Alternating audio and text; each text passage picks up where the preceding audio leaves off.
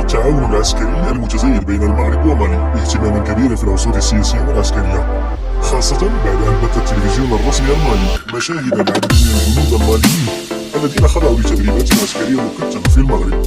هذه التدريبات شملت 165 جنديا من الجيش المالي الذين تلقوا تدريبات متقدمة في القفز المظلي والإنزال الجوي في مدينة بنغرير المغربية تحت إشراف اللواء الثاني من منشاة المدنيين التابع للقوات المسلحة الملكية المغربية.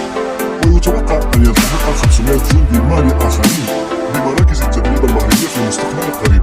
وتتسع مجالات التعاون بين المغرب ومالي المتطورة مثل استخدام الطائرات والطائرات، حيث يمتلك المغرب خبرة واسعة في هذا المجال.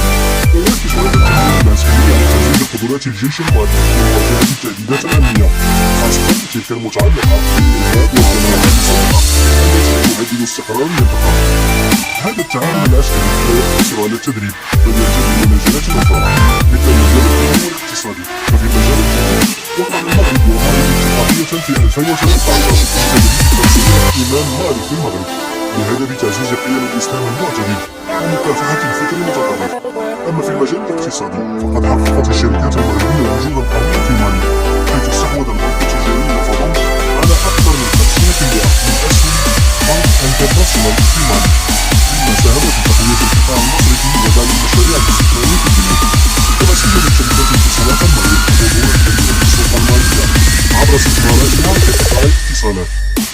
من خلال هذا التعاون متعدد الأبعاد يسعى المغرب إلى تعزيز الشراكة الاستراتيجية مع مالي، مما يعكس التزام المملكة المغربية بتوفير الدعم العسكري الديني والاقتصادي لدول منطقة الساحل.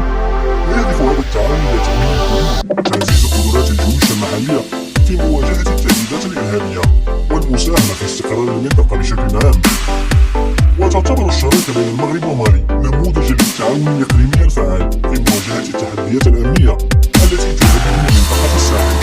إذ تبرز هذه الشراكة في مجالات حيوية مثل التدريب العسكري، استخدام التكنولوجيا المتطورة والتعاون الاقتصادي والديني، مما يشرف في تعزيز الاستقرار والتنمية في المنطقة. من خلال هذه الخطوات يواصل المغرب تدخله كشريك أساسي في دعم الأمن والتنمية في أفريقيا في إطار استراتيجية شاملة تسهم في تحقيق مصالح مشتركة تعود على جميع الأطراف المعنية.